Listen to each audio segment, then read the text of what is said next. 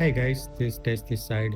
Today we are going to create this thing which is scanner with a little bit of glitch and we are presenting data over it. So yeah, let's get into it. We are going to use the same setup as the last time. We will adjust delete little bit and then we will import our geometry. We will adjust the transform and place it.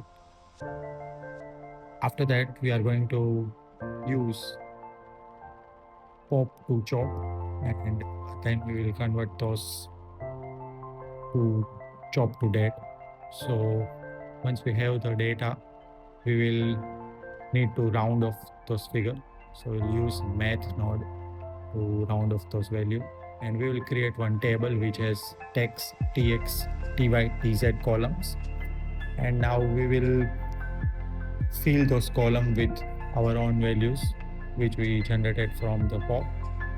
And once we merge all the dates, we can create our geometry text node and we will use that date and we are going to convert that date to chop. So that will give us the exact position for the data which we want to show. And yeah, we will comb that data and now we will create one circle pop.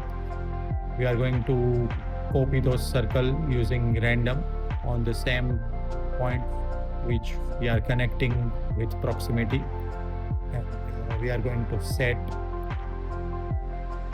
one more sweep for the strobing effect which we created with pattern chop and time slice. We are good to go.